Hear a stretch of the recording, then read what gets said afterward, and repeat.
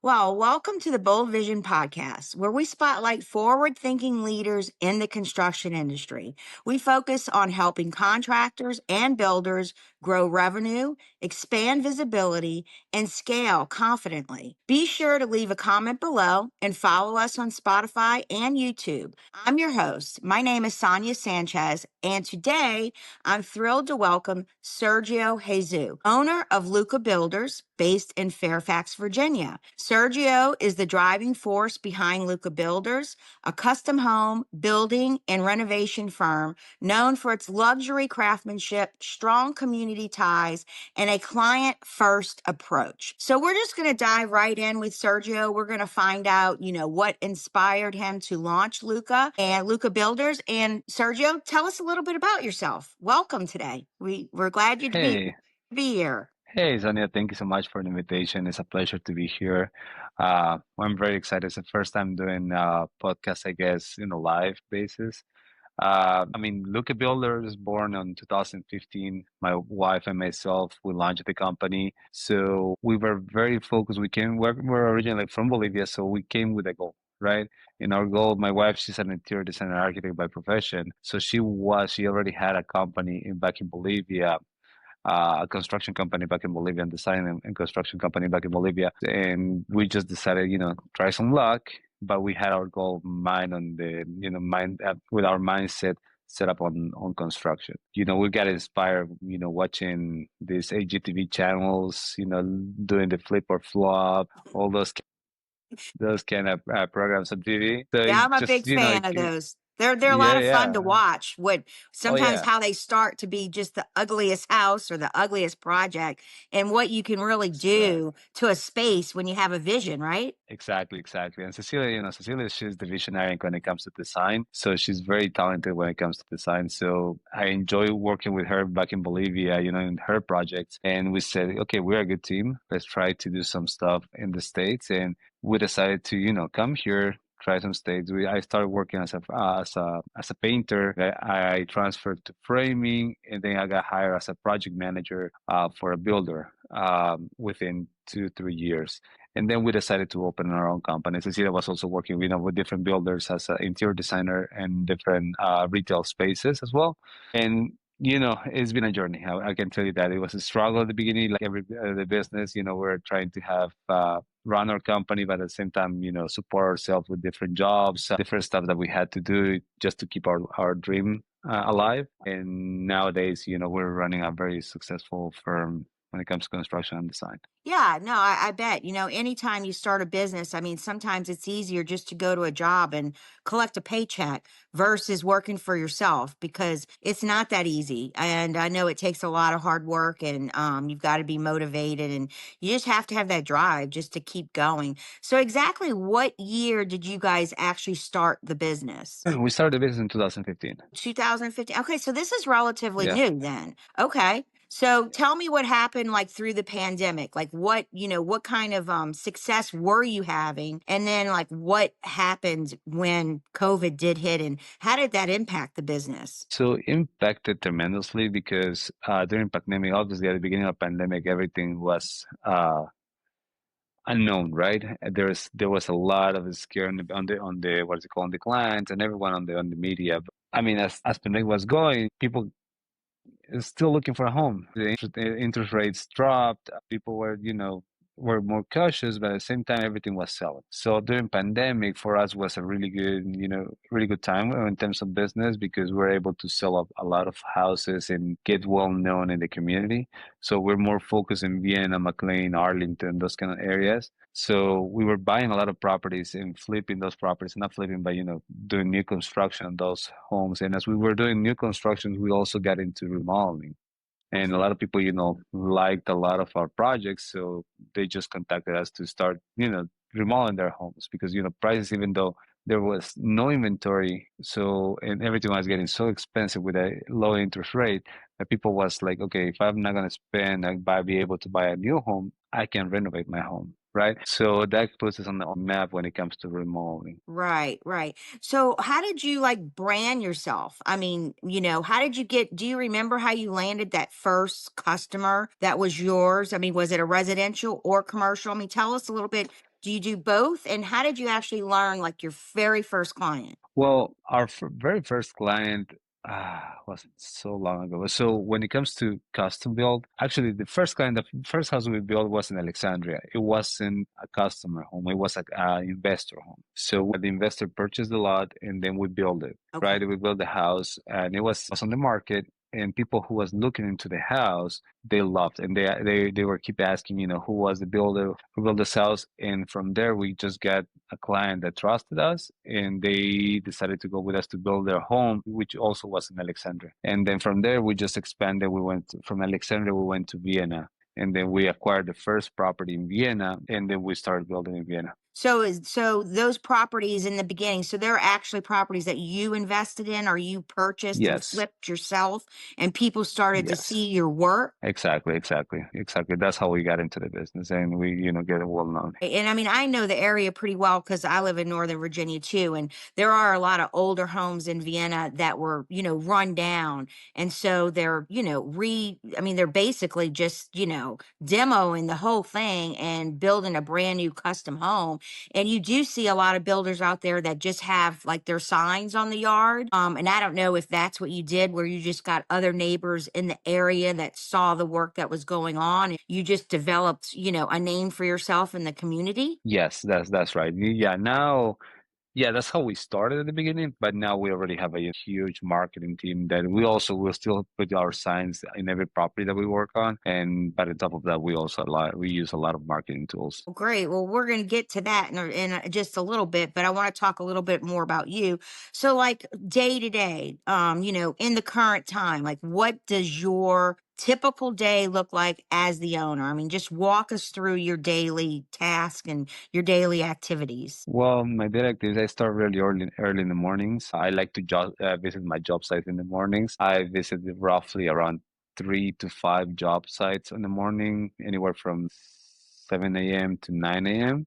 Okay. And then after that, I come to the office. In the office is, most of the day I get meetings between all my staff. I talk with a lot of clients, prospect clients, and just, run the business with my executive team. Right. So, I mean, do you do a lot of the planning and the client engagement as well while you're in the office, or do you have a whole team that does that for you? Well, I like to be, when it comes to bigger projects, custom builds and bigger remodeling projects, I'm always the face of to the client, even though we have a sales team that is in place, that run all the sales in our firm. I like to be present on those big meetings because, I like to people were investing. I like to people to know that where they're investing their money, they're investing with a firm that is, approachable. Right. So I like to have those meetings with people. Obviously, I give my feedback and everything that they're doing. I'm involved, heavily involved when it comes to planning and designing, because that's something that we enjoy with my wife. So Cecilia is also very involved on that aspect since she's the head designer. But once that is kind of solidified, then it's transferred to the production team. Well, we have an architect in house, but it depends on the complexity of the project.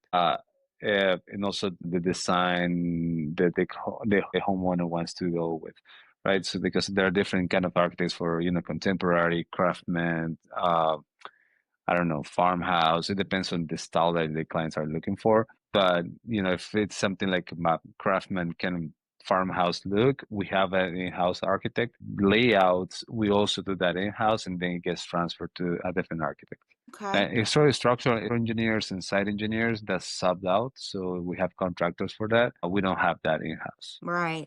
So just walk me through one of the most challenging projects you've ever incurred and what happened and how did you resolve the problems? Well, the most complicated project that we have right now it's a big subdivision that we have in Georgetown Pike. So we acquired a lot probably 2 years ago, and we're going through subdivisions, right? So Okay. it's a 5 acre, if I'm not mistaken, it's a 5 acre lot, and we're gonna subdivide it into 4 lots, each lot 1.2 acres. It's hard for, I mean, how the most problematic thing is timing because I wasn't accounting for how long it was going to take to subdivide this lot. We still hasn't been subdivided, but we're in the last leg of it. So as an entrepreneur, as a developer, carrying that amount of a loan on a daily basis is hard, right? I mean, we're talking about Correct. a lot of money on loan, but we learn a lot in the process. So now if I get into a new subdivision, I know what to do, and I know how to follow the steps, and I know how to, I'm not going to commit the same mistake that I did with this first one that I'm working on. Well, okay. And so if you bought, what is it, 5 acres total, and you're going to Yeah. subdivide it. So was the challenges like the city, you said it's in Georgetown, Pike, right? So what is that, Yeah. Alexandria or Arlington? No, that's the Great Falls. Great Falls. Okay. So Yeah. was it the city and the permitting and the zoning? They just, were taking their sweet old time. I mean, what did you learn that you could have done differently so that next time you won't have to hold on to it as long as you've had to, bear this burden? Well, it wasn't that much them, it was more me because I didn't know the steps to follow to be able to subdivide a lot, right? Okay. So I wasn't as knowledgeable enough to be able to do this project, in a proper way, right? So I hired, consultants to be able to help us get us to the final line, and thankfully we're getting there. But yeah, it was more like I wasn't prepared to do it, and I didn't take the time to prepare myself to do it. But now I know. Now you know. So, I mean, but can you tell us specifically what was the the one hiccup that you really didn't know that you know now? I mean, for Well, other the thing is people that that might want it's to develop a property, this right. might just be a really valuable tip that you can let someone know that might watch this podcast. Right.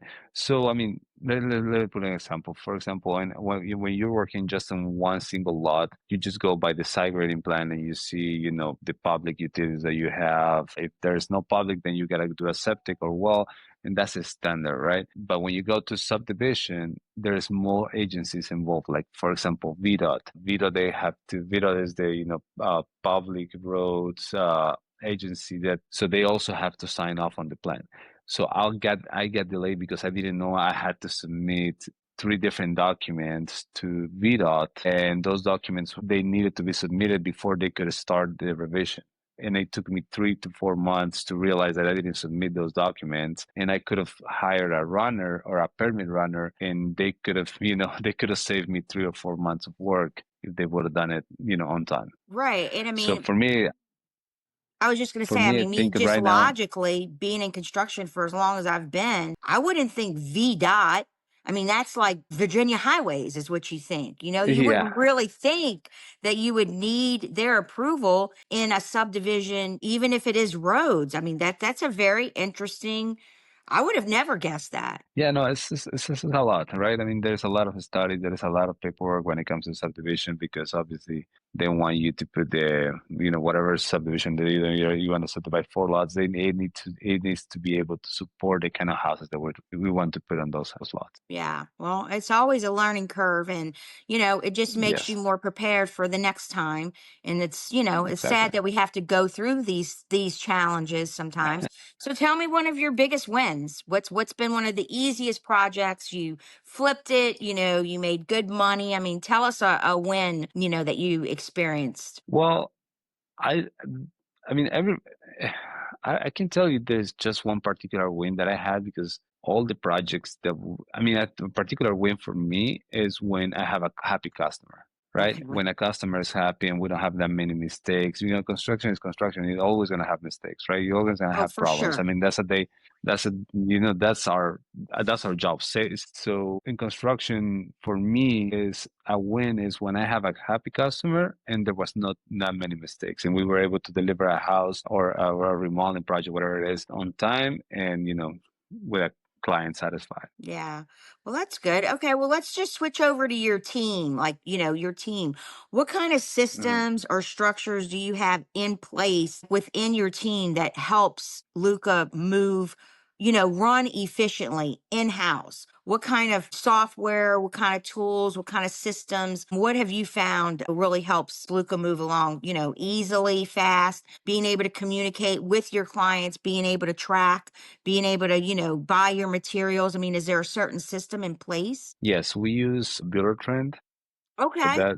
Yeah, we have tried several, but Builder Trend is, I think, is our main CRM. Is very friendly with homeowners and with contractors and vendors. So with this software, we show the client a live schedule start to finish. Mhm. We show the client finances, we show client daily logs, messaging, surveys about our team, everything is shown in that software. For us, is working pretty well. Right. So you have everything in one place and the customer can even Yes. log in and see progress of the Oh project, yeah, paperwork, all of the things that are being done. All your emails are everything. done there, your messaging. Yes, everything I think gets done on Builder Trend. That's great. That's great. Because I mean, I know a lot of companies starting out, they don't really understand the tools and processes that they need to be successful. And there are a lot of Well, different CRMs out there. So I always like to touch on that a little bit just to give yeah, people an no, it's insight.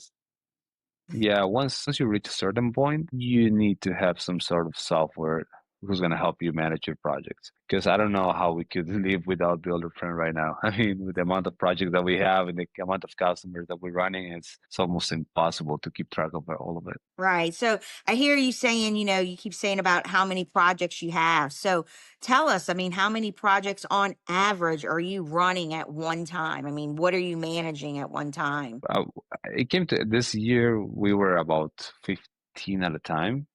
Oh my God, Yeah, that's a yeah, lot. now, yeah, it's a lot. It's a lot. And then right now we deliver a bunch of those, and right now probably we're managing around 7, 8. And then yeah, we got a few more that are in the design stage. So probably by October we're gonna be back in the 12 to 15. Right.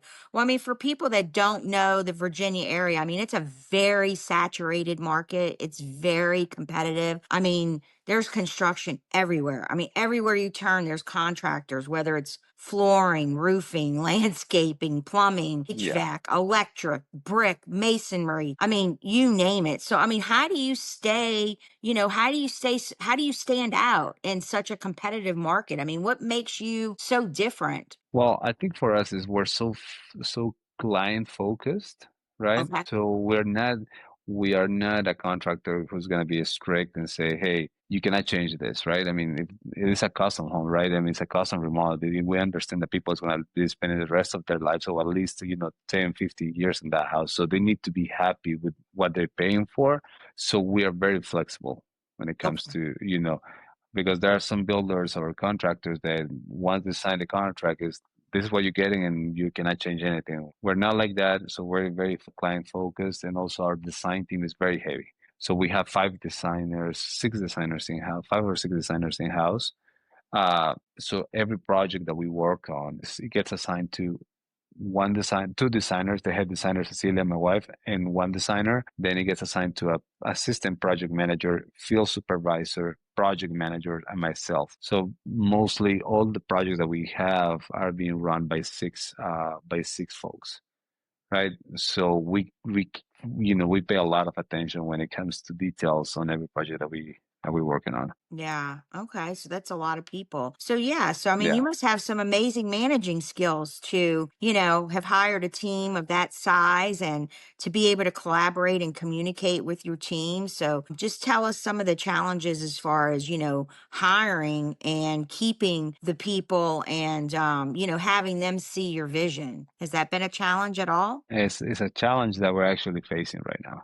It's extremely hard to hire the right people, and it's extremely hard to trust in the right people as well, right? Because this business is also about a lot about trust. How much you can trust a project manager, a field supervisor, a designer, that they are going to be following our vision on the business, right? Because we care so much about clients and now the people that we work around. We're a family owned business, so we're very family oriented. One of our senior project managers is actually my uncle. So, we're very tight when it comes to, all the people that we work here with us. So trying to reflect that internal customer, because like an internal customer, it's hard. We're in the point in our company that we're not escalating. We're not to the point that we're hundreds of projects at a time, but we're running a decent amount of projects that we need to have a really nice, good structure. That's challenge that we're having right now is hiring, being able to determine who is going to be the right people to be able to manage this stuff. Because right now we don't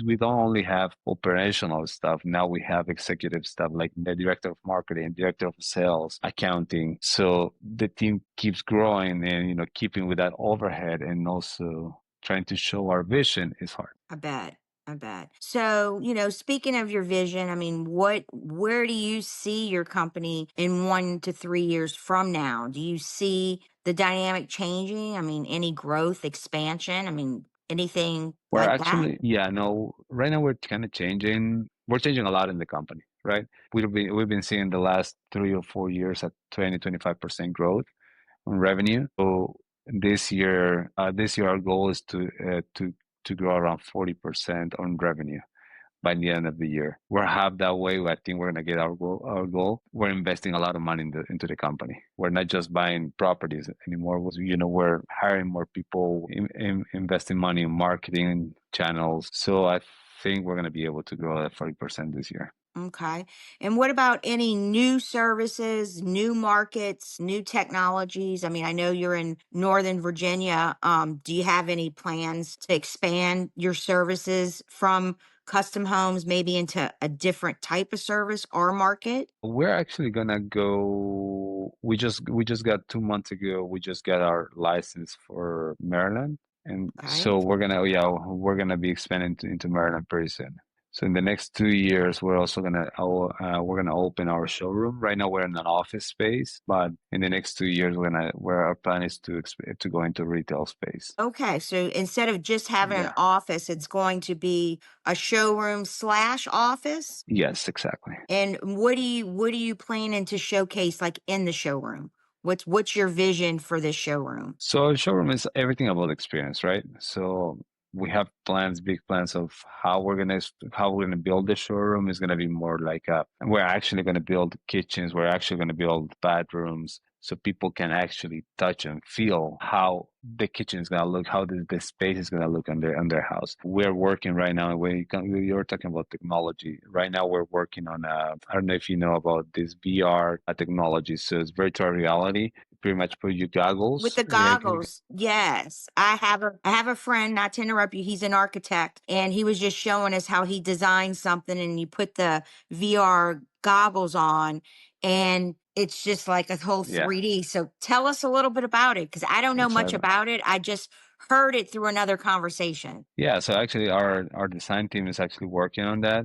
We're already doing some testing on some of the properties that we have. It's pretty much you put the goggles and you are able to see how the space is gonna look, right, on scale. So you can actually walk through inside your home and see how the space is gonna feel with your cabinets, with the hallways, the size of your room, whatever is in the house. We're gonna be able to put in a virtual reality, and you can be able to experience it. So do you think if people can really see it and touch it, it'll be a little bit easier to close them or sell them on something? I mean, is that kind of? No, I mean, it's part of it, right? Not necessarily to sell it. Obviously, it's going to be a nice selling point for us. So, we're going to do a lot of marketing about that. But it's more like once people actually can see, because it's hard, it's hard to sell. It's not hard to say. It's hard to explain to people how their house is going to be or how they're going to feel based on plans, right? Right. It's a piece of paper and a So drawing. exactly. So we said, okay, how can we solve this, right? And when we start digging, and we said, okay, let's VR might be a good solution, a good tool to use, so people actually feel that what they're paying for is worth it, and they are happy with the final product before it's even built. Yeah, no, that's very interesting. I mean, a lot of things are changing, in technology and just in the world we live in. I mean, I remember when I was younger, I didn't have a cell phone. We didn't have internet, and now we have Yeah. AI and I mean, AI calling and all of that. I mean, the marketing has just gone completely off the chain as to what Yes. you can do these days. And I mean, has that been challenges? Do you feel like you ever miss any calls? I mean, do you have someone that just answers your call your calls all the time? Do you feel like there's any holes in your marketing plan, or, in the I guess the systems that you have in place that you could make better? Yeah, I actually were, for example, BuilderTrend. BuilderTrend is a great tool, a software for project management, right? They Yes. also have a sales, they also have a feature, but it's not complete. It's not fully dedicated to sales. So we found that we need to get, I mean, for the amount of leads that we're getting and how the sales cycle was so long, it's so complicated, we needed to have something extra, right? To do the Okay. follow-ups, to do a marketing campaign, a dripping campaign, or an offline marketing kind of scenario. So we decided to build our own. So now we're in the process of developing sales software just for our company. So it's going to be something internal. We're at the last stage of it. And yeah, hopefully it's going to be live in the next 2 or 3 weeks. Oh, that's great. That's exciting. Yeah, that's Yeah, so yeah. exciting. Okay. So just tell me maybe something in your marketing strategy that totally hadn't worked. Like something you tried before, you learned your lessons. So anybody that's listening, you can tell them, stay away from that. Don't do that. It didn't work. Does one thing like kind of stand out in your mind that totally did not work? Well, I think the worst that we did it was try to do cold calling. Yeah, Okay. yeah, it didn't That work. didn't work out so It didn't well. work. It didn't work out at all. It didn't work out at all. It's because obviously the kind of product that we have and the kind of client that we have, uh, they don't like cold calling, and it's not like a $2, you know, chocolate, right? They're investing, tons of money on a project, so it's a different approach for the kind of client that we have. Yeah, yeah. I would say cold calling for a custom home is definitely not the best strategy at all.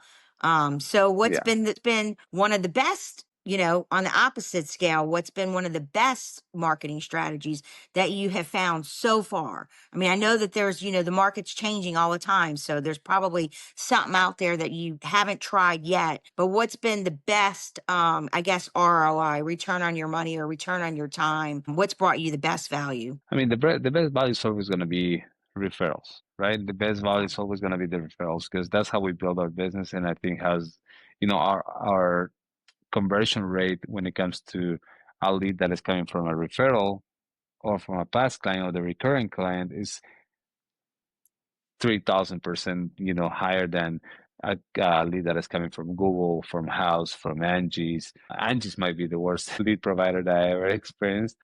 Okay. But yeah, we tried everything on what is it called when it comes to marketing. And now one of the marketing campaigns that we're doing a lot is community focused. So for example, Northern Virginia and Vienna, we're local in Vienna, so our office is actually in Vienna. Okay. So we, last weekend, for example, was the Chilling on Church, some kind of an event that the Town of Vienna does for the community. So we were present, we sponsored it There and you go. being present, yeah, and being present on those kind of events, so tight because it's just the community that all the people that's living in Vienna, they get to remember your name, they get to remember who you are. We hired a face painter, and she was face painting all the kids on the what is it called on the event, and we bought I don't know 500 helmets with our Luca logo. So all the kids and all even all folks were wearing our helmet. People get to know us, right? People get to relate with our firm because they see that we're local. Correct. No, that's a big thing. And I just actually did a post on LinkedIn about networking, because I mean, even though everybody knows websites, SEOs, Google, I mean, you got to have all of those things, social media. I mean, you can't just do one thing. You got to do all of it. But, Yes, networking is kind of the old school way, but it does work. Especially, if you're involved in the Chamber of Commerce or these local exactly. communities, these churches, these local, there's just all these networking. I mean, I don't want to throw names like, BNI line. I mean, but if you just look and you Google some of this stuff, and then if you just meet one person that is involved, they know somebody that has another networking thing that they can invite you to. So it's kind of like yeah, I mean, it's just an attraction effect. You meet one person and you build that relationship, and the next thing you know, they've invited you somewhere else because they know by bringing you there is going to be beneficial for you. That you're probably going to meet someone that might, down the road either want to buy a home, want to build a custom home, know somebody that is looking or in the market, or someone that's, in the real estate business or mortgage business or land development, just somebody else that you can collaborate with and meet people. Yeah, no, you're right about that. Something that it resonated with me a lot is all the right partners in your industry, right? We have perhaps we get so much business about realtors, loan officers, vendors, and they just refer us. And that those are the leads that you have to nurture every single time. We work with a lot of architects as well, outsourced architects and designers, and they bring their business because they know what kind of company we are, the service that we provide, and they're not looking for something in exchange. They're just looking for someone, a good contractor who's going to perform good with their clients. And you just got to knock on those doors and establish relationships. I mean, all the stuff at the community is really good.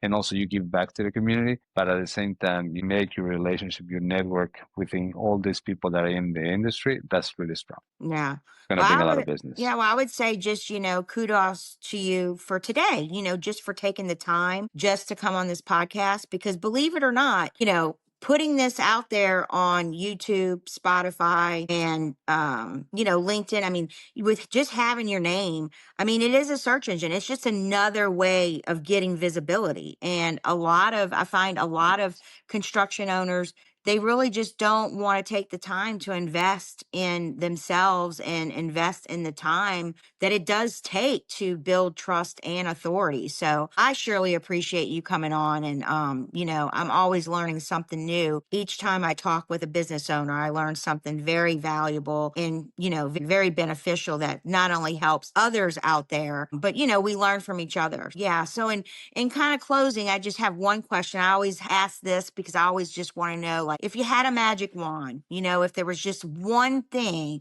that you could fix, the one thing that's maybe holding your business back, or, it's just somehow challenging you in some way, just one thing that you could fix, what would that be? Well, I think something that every business struggles with is structure, business Okay. structure. Without business structure, you cannot grow.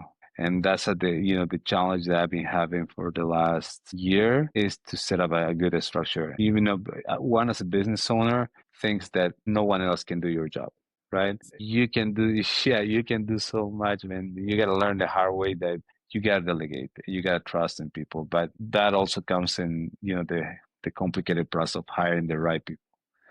I would say if I could fix something, it would be the structure of my business, have it, 100% running. Yeah, I've heard that before. I've got a lot of construction owners in different trades or whatever. Specifically, one is sticking in my mind right now, and that's really been his issue. He wants to grow. He knows that he needs to let go of some things. He needs to learn to delegate a little bit more. And it is hard, because at the end of the day, there are people out there that can do maybe not everything that you do, but there's definitely some things that they can do to take it off of your plate, right? And so we've got to learn to trust, and we've got to learn to, and maybe it is sitting down and teaching them, right? I mean, sometimes you just have to sit down and teach them, show them exactly, how you want things done. And when there's a mistake, you just got to learn to communicate and, or if they're having problems, they need to learn that they can come to you openly and they're not going to get their ass chewed out, so to speak. They just are like, we Right. really want to do it your way and we want you to be proud of us. So we just want to make sure that we're doing it to your liking. And it's just again, it's building relationships with the people that you hire. Exactly. Exactly. That's the tough part of anyway, I think of every business, hiring the right people. And it's always going to be like that, right? But I think it's a matter of, how you can guide that people to be the best of themselves. You got to set them up for success. And if you don't, you cannot set someone up for success if you don't have the right structure in your company. That's very, Set very goals, true. set expectations, set goals. So I think that's the break even point where when companies go down or they go up. Right. Right, right. Well, and you gotta be able to, I guess, kind of see the problem before it happens. You know what I mean? You need to be able to be kind of the problem solver, or, preventative measures, to not let it get to a point where it's a sinking ship. Just, Exactly. staying aware of your surroundings, aware of your people, and not micromanage them, so to say, but yeah, just staying on top of it and having open communication, and yeah, probably having those morning huddles, and going over each project and what its stage is at, and what the expectation, and where the problems lie, and have people collaborate, because two sets of eyes are always better than one. Four are better than two. You know what I mean? Six are better than two. Yes, So always having other people and collaborating, that's what I have found, has always helped me through hard situations. exactly, exactly. Yeah, well, You never can assume that everything is gonna go as you planned, right? You need to that's have a lot of exactly people right. looking into your job, That's all right. especially in this It's business. construction, so there's always going to be a hiccup. Yeah, well, we're going on about, 35, 40 minutes, so I'm going to wrap it up here, Sergio, and I just wanted to say it's been very inspiring to hear your journey. I mean, especially, coming all the way from Bolivia, only starting in 2015, that's only gone on 10 years, and to be able to, sustain through the pandemic, that really shows a lot about your character and your integrity, and I really appreciate, sharing your insights. So if someone on the outside wants to learn more about Luca Builders or work with you, where should they go to find out information about you and your company? Well, I think our webpage and there we have a hiring, we have a post where you can, form careers. I don't know if we have any job openings. I think we do. We do have a few. It's www.lukabuilders.com. And Okay. then they can fill out all the information there. And then, our team is going to get all the, if Okay. we need And is there something. any social media platforms that you want to mention that maybe they might be able to find you if they are looking? Yeah, so on Instagram is at Okay. lukadesignandbuild.com, which is the same on Facebook. And we also were present on LinkedIn, Pinterest, and TikTok. So Okay. all of All them. right. Well, that's Yeah. very good. Very good. Very good. You're well on your way.